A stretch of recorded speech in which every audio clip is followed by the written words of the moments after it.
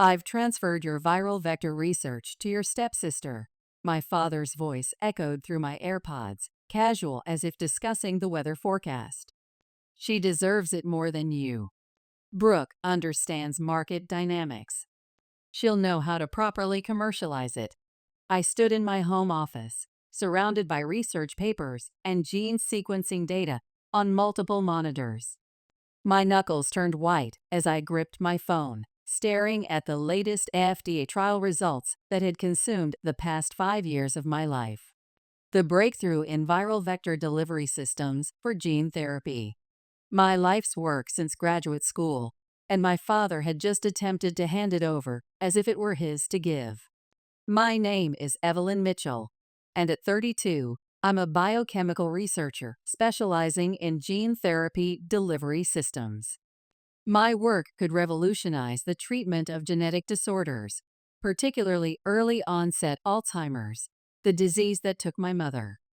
And my father, Harrison Mitchell, CEO of Mitchell Pharmaceuticals, had just tried to hand it over to my 25-year-old stepsister, Brooke Anderson, whose greatest achievement was a questionable business degree from an obscure European institution and a carefully curated LinkedIn presence in biotech circles. "You can't do that," I said, keeping my voice steady despite the rage building inside me.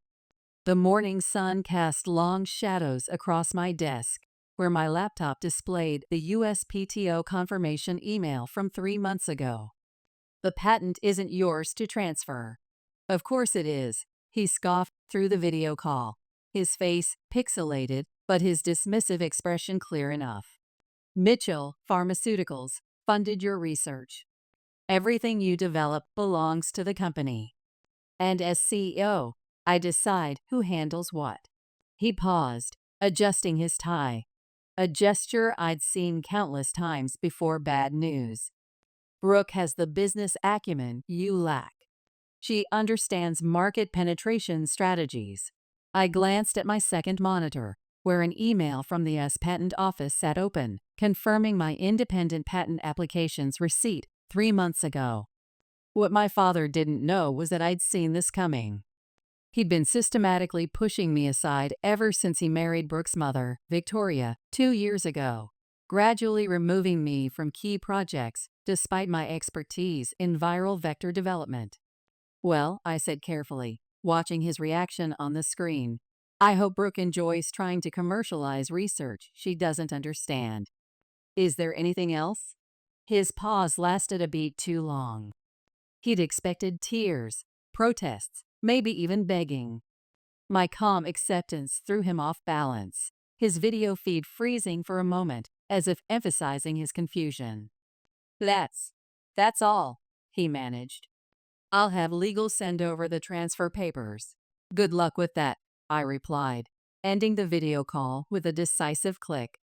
After the call, the moment the line went dead, I sent a quick encrypted message to my lawyer, Rachel Winters. He did it, just like we predicted. My hands shook as I typed, not from fear, but from anticipation. The wheels I'd set in motion months ago were about to start turning. I pulled up my secure research database, thinking back to the day everything changed. It was at the Biotech Innovation Summit last year, when my father introduced us to his new wife, Victoria, and her daughter, Brooke.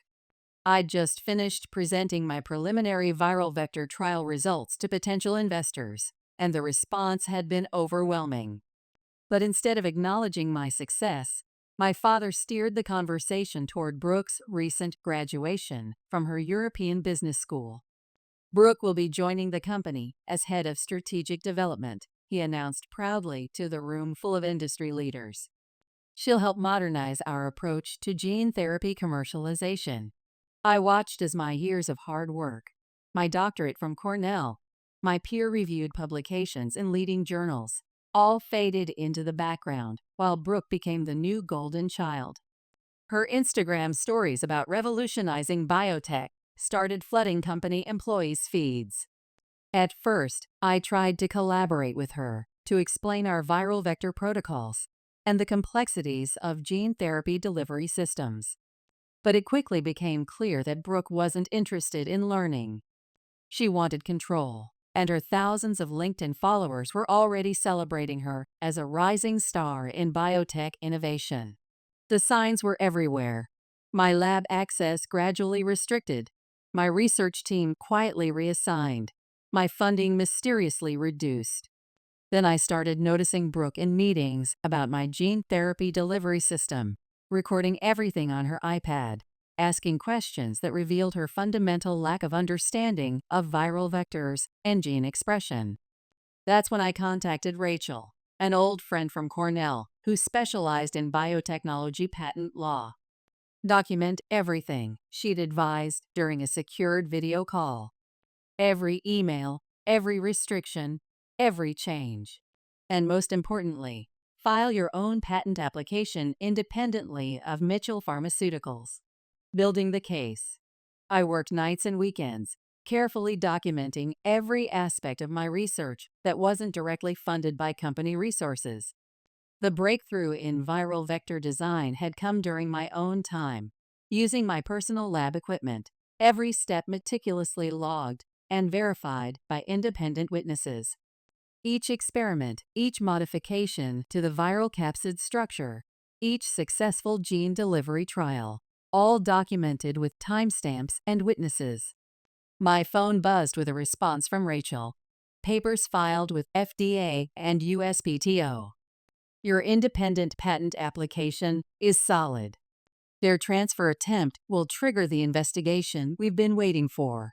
I opened my encrypted drive and accessed a folder labeled Project Shield. Inside was every document, every email, every piece of evidence showing how my father and Brooke had systematically tried to push me out and steal my research. The official company records would show that while Mitchell Pharmaceuticals had funded some early stages of my work, the key breakthroughs in viral vector design and delivery methodology were developed independently. Another message from Rachel popped up. BTW, that European business school your stepsister claims to have graduated from, doesn't even have accreditation for biotech management programs. I wasn't surprised. Brooke had always been more focused on crafting her public image than understanding actual science. She spent more time posting LinkedIn articles about being a female pioneer in gene therapy than learning basic molecular biology. My office phone lit up with a notification, a video call request from Brooke's extension. I declined it, already knowing what she'd say. Sure enough, her message appeared in my email moments later. Evelyn, we need to discuss the transfer of your viral vector project. I've been developing some innovative monetization strategies that you clearly haven't considered. My followers are already excited about our potential market disruption.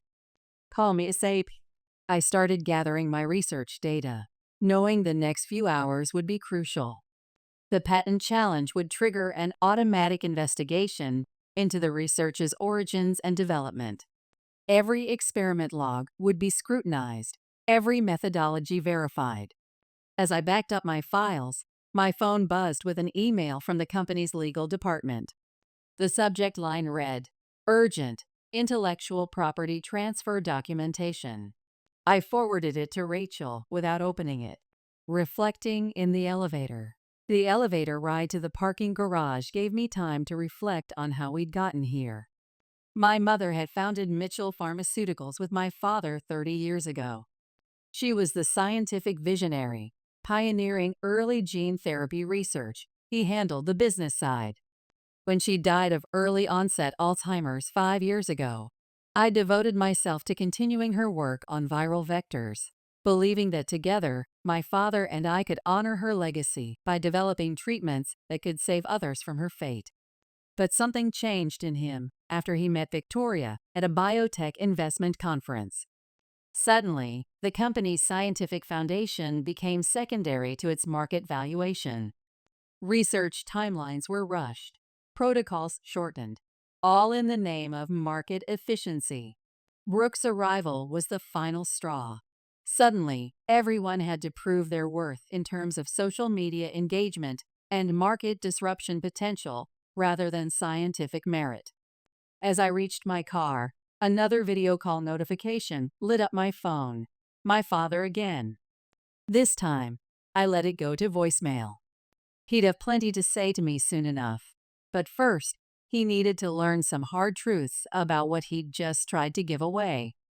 At Rachel's office. I drove straight to Rachel's office, where she was waiting with her team. The conference room walls were covered with timelines and documents, the paper trail we'd been building for months. Multiple screens displayed Brooke's social media posts about revolutionizing gene therapy, dated weeks before my father's attempted patent transfer. Right on schedule, Rachel said as I walked in, her laptop showing a real-time update from the USPTO. Your father just tried to file the patent transfer paperwork. As expected, it triggered immediate flags since your independent application is already on file. How long until they realize? I asked, setting up my laptop to access my secure research database. They probably already have. The USPTO would have immediately notified them of the existing patent application. Rachel smiled, pulling up another screen. I guess your father is having a very interesting conversation with his legal team right now. The confrontation begins. As if on cue, my phone lit up with a text from my father. What have you done? I showed it to Rachel, who nodded approvingly. Perfect. Let them sweat while we prepare our response. We have meetings set up with the FDA Advisory Committee tomorrow morning. Your documentation on independent viral vector development is impeccable. They won't be able to claim corporate ownership of your research. I thought about Brooke, probably sitting in her new corner office, planning how to present my gene therapy breakthroughs to her social media followers. I pictured her trying to explain viral capsid modifications to potential investors while checking her Instagram engagement metrics. What happens next? I asked Rachel, though I already knew the answer. Next, we watch them try to explain how they plan to transfer a patent they don't own. The FDA takes attempted patent fraud in gene therapy very seriously. Your father's going to have to choose between admitting he tried to steal your research or claiming he didn't do due diligence before attempting to transfer intellectual property. Either way, it's not going to look good for Mitchell Pharmaceuticals. My phone kept buzzing. Video call requests from Brooke, messages from my father, emails from the company's legal team. I silenced it and focused on the research data displayed across Rachel's monitors. For the first time in years, I felt completely certain about my path forward. I signed the incorporation papers, officially bringing Mitchell Biotherapeutics into existence. A final text from my father, "We need to talk." Now, I smiled, thinking of my mother's old research journals, still sitting on my desk at home. Yes, I typed back. We certainly do. The next morning, Mitchell Pharmaceuticals' legal department was in chaos. I watched from across the street as lawyers rushed in and out of the building, carrying stacks of papers and wearing expressions of barely concealed panic. My father's attempted patent transfer had backfired spectacularly. Rachel sat beside me in her car, calmly reviewing our viral vector documentation one last time before our meeting with the FDA Advisory Committee. Your father has tried video calling 7 times in the last hour, she noted, glancing at my phone. Should we hear what he has to say? I shook my head, watching another group of lawyers hurry into the building. He'd had plenty of chances to talk before he tried to steal my gene therapy research. Let him sweat. My phone buzzed again, Brooke this time. Her message made me laugh out loud. This is just a misunderstanding. Daddy was trying to help you by putting more qualified people in charge of your projects. My followers are waiting for our big announcement. Don't ruin everything because you're jealous of my business expertise. More qualified? Rachel snorted, reading over my shoulder. Does she even understand how viral vectors work in gene therapy? She thinks gene delivery systems are like Uber for DNA, I replied dryly. Last month, She suggested we should make an app that lets patients track their gene therapy in real time. Our meeting with the FDA wasn't until 10 o'clock, but we'd arrived early to watch the drama unfold through the glass walls of Mitchell Pharmaceuticals' lobby.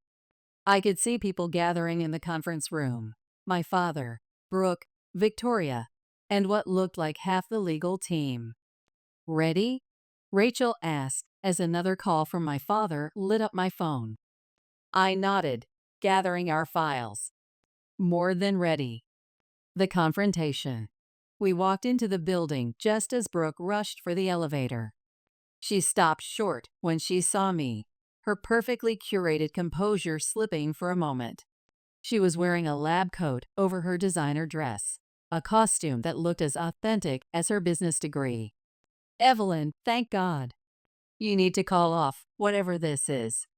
Daddy's furious, and you're making us look bad on social media." She reached for my arm, but I stepped back. "My followers are starting to ask questions." "Making you look bad?" I raised an eyebrow. "You mean like trying to steal a gene therapy patent you don't understand?" "Steal?" She laughed, but it sounded forced. "Don't be dramatic. We're family. Everything in this company is family property." "Mitchell Biotherapeutics isn't family property," I replied calmly, "and neither is my viral vector research." Her perfectly plucked eyebrows drew together in confusion. "Mitchell what?" Before I could respond, my father's voice boomed across the lobby. "Evelyn." In my office. Now. I turned to see him standing in the doorway of his corner office, his face flushed with anger. For a moment, I saw him as I had as a child, the intimidating figure whose approval I'd always sought. But that spell had been broken the moment he'd tried to give away my mother's legacy. Actually, Rachel stepped forward, her tablet displaying our FDA documentation. "Any discussions will need to happen with counsel present.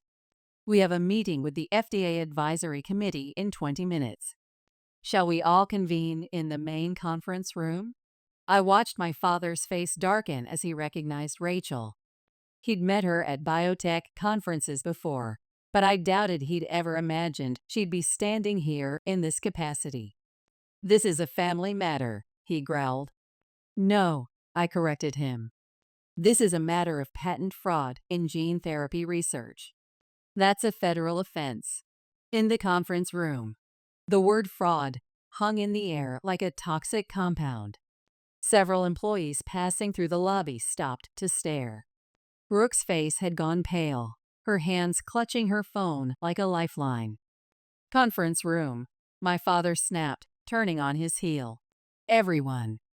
Now. The next few minutes were a blur of activity as lawyers shuffled papers and people took their seats. I sat across from my father with Rachel beside me. Brooke hovered uncertainly before taking a seat next to Victoria, who was trying her best to look concerned rather than annoyed. The FDA representatives arrived precisely on time. Dr. Patricia Wong and Dr. Marcus Chen, both looking appropriately serious as they introduced themselves. "We're here to address a serious issue," Dr. Wong began, pulling up my viral vector documentation on the room's main screen. "Yesterday, Mitchell Pharmaceuticals attempted to transfer patent application number 63,197,421 for a novel gene therapy delivery system to Brooke Anderson. However, this patent was independently filed by Dr. Evelyn Mitchell 3 months ago, with no corporate affiliation." "There must be some mistake," my father interrupted. "All research conducted by Evelyn was done under the Mitchell Pharmaceuticals umbrella. Any resulting patents belong to the company." Rachel smiled, sliding a document across the table. "Actually, we have extensive documentation showing that the key breakthroughs in viral vector design were developed independently, using Dr. Mitchell's personal resources and time." The next hour was excruciating for my father and Brooke, as Rachel methodically presented our evidence. The independent lab logs, documentation of how my access had been restricted, emails showing the systematic attempt to push me out. It all painted a clear picture. Furthermore, Rachel continued, we have evidence that Ms. Anderson has been falsely representing her qualifications in biotechnology. Her claimed European business degree isn't recognized by any accrediting body, which raises serious questions about the company's due diligence in attempting to transfer complex gene therapy patents to her supervision. The reckoning. Brooke's face went from pale to red. That's not relevant. My degree is just as valid as Evelyn's. I have thousands of followers who believe in my vision for biotech. Really? I asked quietly. Then perhaps you can explain to the FDA committee how our viral vector delivery system actually works, since you're so qualified to take it over. The silence that followed was deafening. Brooke looked to my father for help, but he was staring at the viral vector documentation in front of him, his face ashen. Dr. Wong cleared her throat. Based on the evidence presented, it's clear that patent application number 63,197,421 was properly filed by Dr. Evelyn Mitchell as an independent researcher. Any attempt to transfer it without her consent would constitute patent fraud in gene therapy development. Additionally, Dr. Chen added, we'll need to investigate the circumstances surrounding this attempted transfer. The FDA takes fraud in gene therapy research very seriously, given its implications for patient safety. My father finally looked up, his expression a mix of anger and desperation. Evelyn, you can't do this to the company. To our family. Our family? I repeated, my voice steady but cold. You mean the family that tried to steal my life's work? The family that pushed me aside for someone who doesn't even understand basic gene therapy principles? I was trying to protect you, he exploded. You're brilliant in the lab, but you don't understand business. Brooke knows how to market research, how to make it profitable. Like she marketed her fake degree? The words came out sharper than I intended, but I couldn't stop. Or maybe like how she planned to market research she can't even comprehend. The breakdown. Brooke burst into tears, her usual crisis management strategy. Victoria wrapped an arm around her, glaring at me. There's no need to be cruel, she snapped. Brooke was only trying to help biotechnology reach a wider audience. Help? I laughed. By posting misleading information about gene therapy to her followers? By trying to take credit for years of my research? Enough! My father slammed his hand on the table, making the laptops bounce. What do you want, Evelyn? Money? A promotion? Name your price to end this. Rachel and I exchanged glances. This was the moment we'd been waiting for. Actually, I said, sliding the Mitchell Biotherapeutics Incorporation papers across the table, I don't want anything from Mitchell Pharmaceuticals. I've started my own company. My research, my patents, my future, they all go with me. The silence was absolute. My father picked up the papers with trembling hands, his face growing redder as he read. You can't compete with us, he finally said, but his voice lacked conviction. We have the resources, the connections. You have Brooke's Instagram followers, I counted. I have the actual science. Let's see which matters more to investors. As Rachel and I left the building, my phone buzzed, an email from a major biotech investor who had been excited about my viral vector research at the Innovation Summit.